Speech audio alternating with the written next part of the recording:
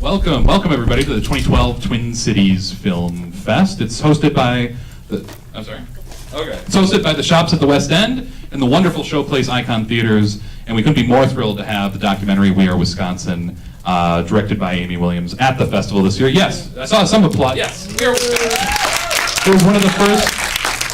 It was one of the first documentaries that we pursued for the festival. We have some other great ones if you're in town, if you're interested. On Thursday, we have American Autumn and OccuDoc, very much about the Occupy Wall Street movement. On Saturday, as part of our Hunger series, we have one called After I Pick the Fruit, which is about the undocumented workers that are essential to the harvest, but that often live in the shadow community. Even, their neighbors don't even know who they are, and yet the farmers will tell you, when these people aren't here, we can't make money. So really great documentaries. I'm also thrilled to welcome Laura Glass, one of the teachers involved in We Are Wisconsin. Yes.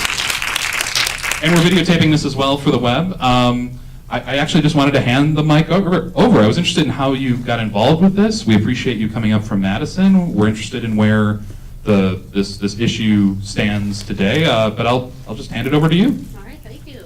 Thanks everyone. Thanks for coming out to see this great film. I think it's a really important film. It's actually a factual film. It's reality TV here, you're going to see.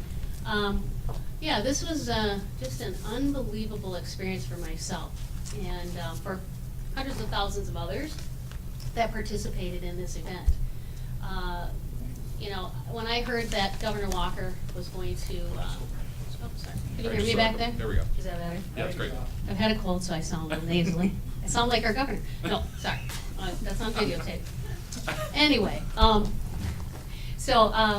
when this first came about, and we were told that, the governor was going to eliminate our collective bargaining rights, and his really demeaning attack on teachers, as I've said, I didn't think twice about leaving my job and going down to fight for my students, fight for education, which, as we all know, if we don't have a strong educational system in this country, we are not going to continue to be the greatest country in the world or a productive society. And that was the basis for me.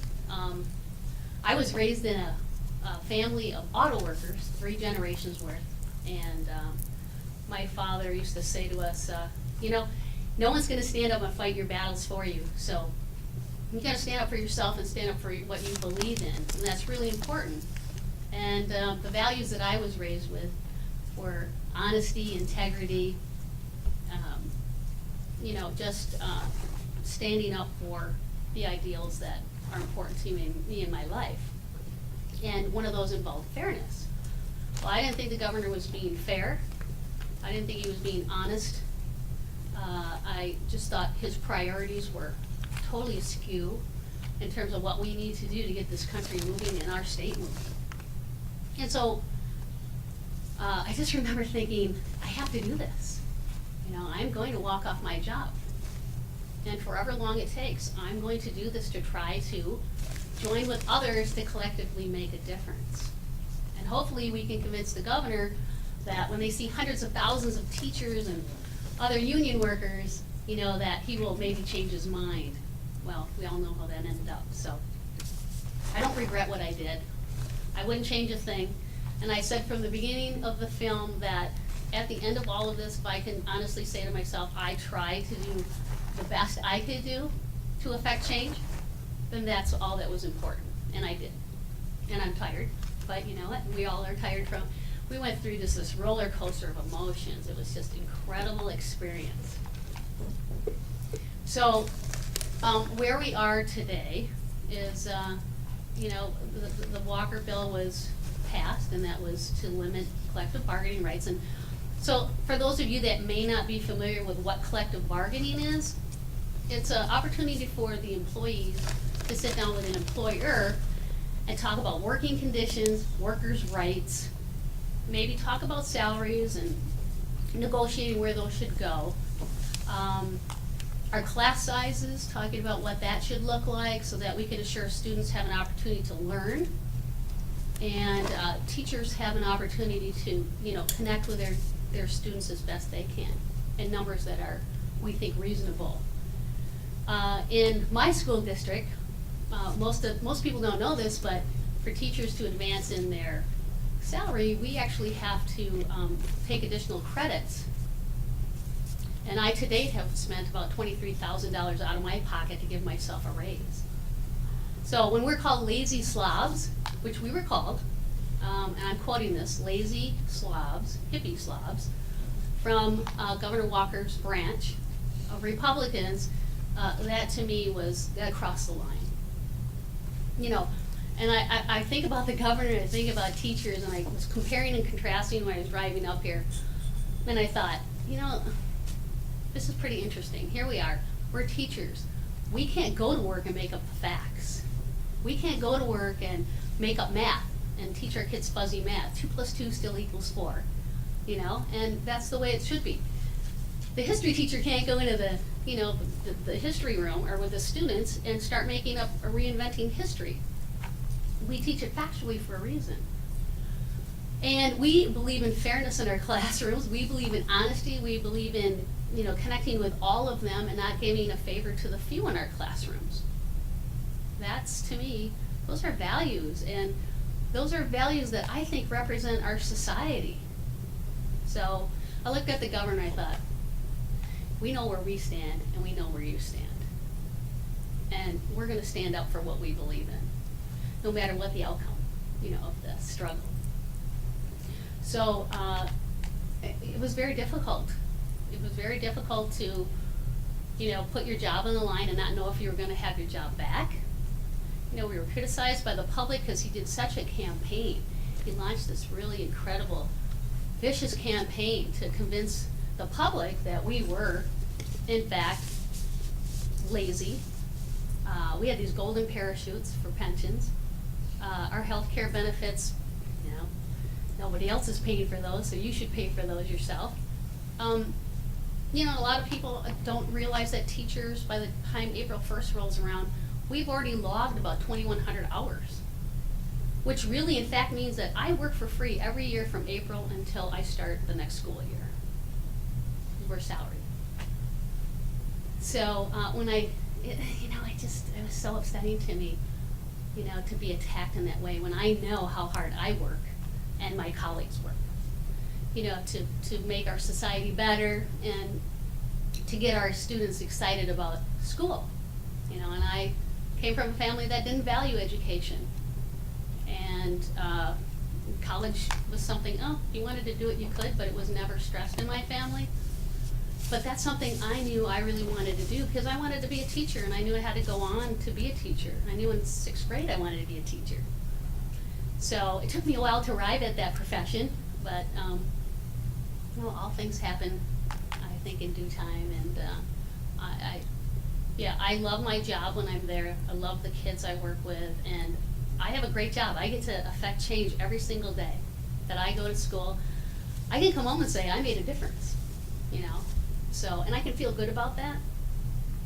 I would like to ask the politicians, do you go home at night and do you feel good about what you've just done? Really, in your heart of hearts.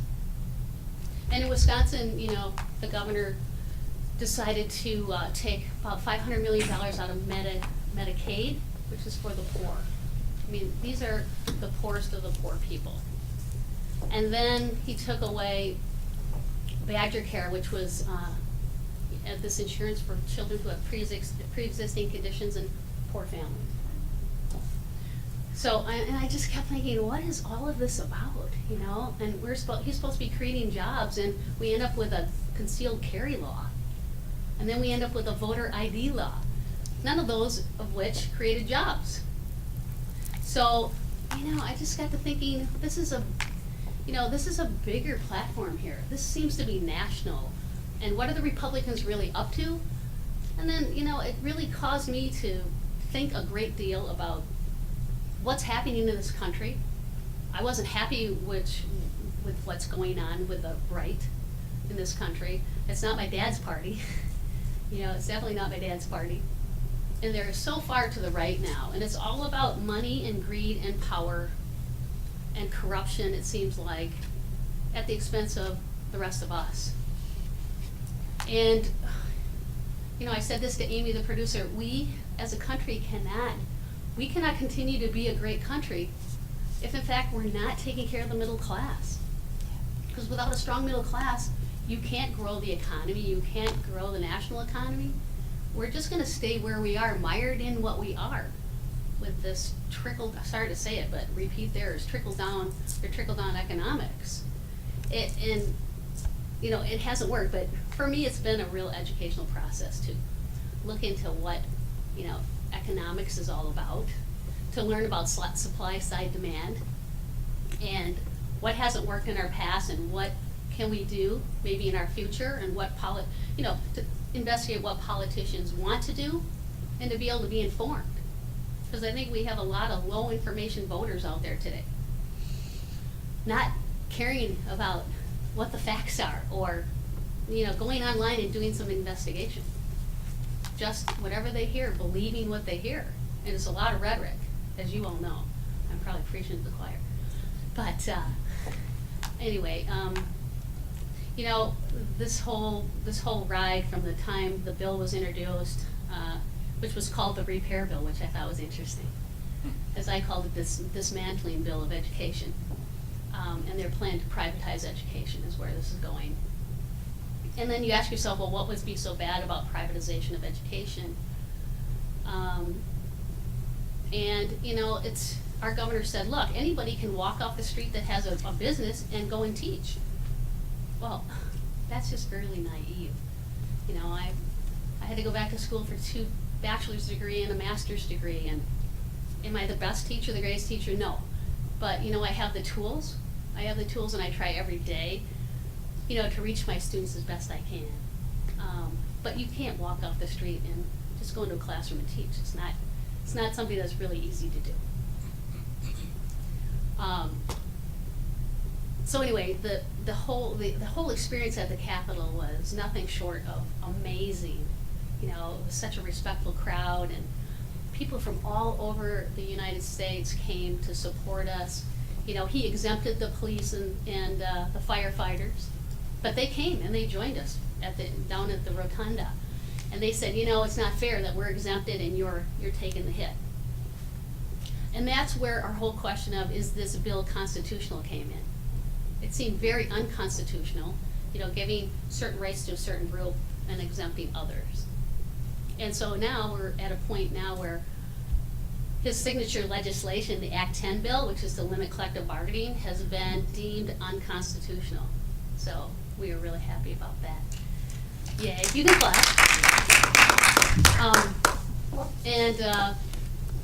At this point, we don't know what's going to happen with that bill, but we're excited, you know, the fact that Judge Colas at least, you know, deemed it unconstitutional. It's in the courts. We don't know if it'll come back down. We have a Republican Supreme Court, so there's a good chance it might come back to us. But for now, our teachers union decided to negotiate a new contract. So we now have a contract till 2014, which preserves early retirement for teachers, and it allows them to basically negotiate base wages for beginning new teachers. So we didn't lose really anything. So at least we have a little safety net for a little time. But yeah, we were pretty astounded that he actually survived the recall. A lot of people ask me, how did you feel about that? Well, of course we're disappointed, yeah, really disappointed, but I've always said that you don't always have to win something to gain something, and sometimes in a loss or a failure, sometimes those can be the best experiences. The best learning experiences is, okay, what did we do wrong? What could we do better next time? And how did this all play out that he actually won? But I think the bigger part of this is that the country and the world was watching. And we now know that the Citizens United Act, which is the most unbelievably ridiculous law that's ever been passed, that's my opinion, which allows corporations and people to put in unfettered amount of money into our electoral system. You know, it's legalized bribery. It's nothing short of that. And why have we reached this point in our country where we're actually allowing, you know, our legislators to be elected, and we know as citizens that that's legalized bribery? I think that's what we can do as citizens, is to really say, look, you're going to sign a pledge. sort of like the Grover Norquist pledge. No, you should sign a pledge. You are not, you're not going to accept this. So, we were outfunded in the recall election 8-1. 8-1 against the Republican Party. And most of that money came in from outside corporations like the Koch brothers and others. It was just a barrage of campaign ads that were nasty and, convinced a lot of people that were on the edge that, teachers were in fact a target, and that we should, give up some of the things that we've had from the beginning. So that's where we are. But I continue to fight on, and I think this film was great. I think you'll really enjoy it. It is a factual timeline, but it's really important for you to understand what the bill was. Originally, the repair bill was to limit collective bargaining and to get rid of a whole host of things like, for instance, this was really one, I thought, extraordinary part of the bill, recycling. To get rid of our recycling. We're all like, what's that about? Why would you get rid of recycling? But it's all about privatization. And the bill went on and on and on. I mean, there were so many pages to the bill, it was ridiculous. And our Democratic legislators had no time to read the bill, and he was just trying to push that bill through in the dark of night. So our governors, our legislative body, the Democrats, they fled the states to Illinois so they could buy some time. As hopefully most of you know that, but if you don't, that's what happened. And they stayed away, thinking that we could gain some public support for this, reverse this bill. But the governor said, we're not pledging. So, and the fact that they left the state, they were criticized as, running away, not doing their job, and that it was illegal. But in fact, it is a legal tactic, and that tactic was used by Republicans many, many years ago in the state of Texas. So it's kind of funny that they pulled it first. So anyway, I'd like to ask you a few questions if you'd like to ask, or you can ask me a few questions if you'd like before the film starts, and we'll go. So you shouldn't have let me start talking. But it just sounds like, I think we have time for one question if there's one out there. Yes? Can you just talk a little bit about how you met the producer Amy, and how did the actual film sort of get made? Sure. All right, so Amy Williams is an independent filmmaker from California, and she's been doing documentaries for a long time, which I didn't know. I didn't know that. So one day after work, I was at the Capitol, and I was sitting on the Capitol steps, and I was tying my shoes, putting on my tennis shoes, getting ready to do my laps around the Capitol. And I had my little sign that said, care for teachers like we care for your children. And so she came up and she said, hey, you must be a teacher. And I said, yes, I am. Can I talk to you? So we started talking, and she's this really gregarious little redhead. She's a really passionate person, and I just had a good feeling about her right from the get-go. She felt like a friend of mine that I'd known for a long time, and so we just started talking, and she said, I really like what you have to say. Can I talk to you maybe tomorrow, or if you come? I said, I come down here every day. I'll be right here at the statue. You can come and see me. So that's how it started. And then she said to me weeks later, I decided to do a documentary film, and I want you to be a part of it. And I said, oh, wait a minute, I don't know about that. And I really had reservations about being in the film. And basically, my reservations were about, I already had put my job on the line as a teacher, and now I'm going to be in a film. I'm in this film, and I wasn't so sure. There's a lot of people out there that do some crazy things, and my name was going to be out there. And then she said, Laura, you know what? I will assure you that it will be respectfully done, and I'll do a good job representing your voice. Because usually when you give it over to an editor, you never know what's going to come out, how it's going to end up. So Amy did I just thought, a fabulous job of that. And so we actually shared a spotted cow, which, if you're from Minnesota, it's sort of like a blue moon or something like that. A blue moon, a beer. We shared a beer, and we cheered to it, and I said, best of luck with it. So here we are today. That's fantastic. So enjoy the film. Yeah.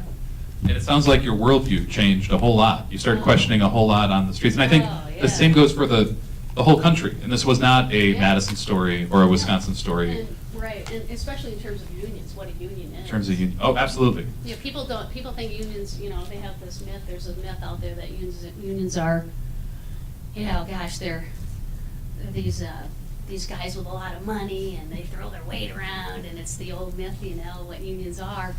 But unions, in fact, do great things for employees. And as my grandfather said, I worked 12 to 14 hours being an auto worker, and I didn't have a union, and sometimes those hours were no breaks and pulling the car manually from person to person, and then my father following in his footsteps and working, when the union was present for the auto industry, and working his way up from on the line to a plant manager. I mean, that's just a great success story, and how the unions just made those working conditions, really great, and the child labor laws that are out there that are really important that these Tea Party governors and Republican governors want to do away with. I mean, we don't want kids going to work in a factory at 13 or 14 years old. We want them in this classroom. So, it's all about furthering their agenda, their corporatocracy agenda. I just wish their agenda included bringing jobs back here. So, And that's why this is such a powerful film. That's why we wanted it, sort of the story of our times. And as the product of Wisconsin Public Schools, it meant a great deal to me personally. So Great. a huge thanks to Laura Glass. You're And welcome. without further ado, we are Wisconsin. All right.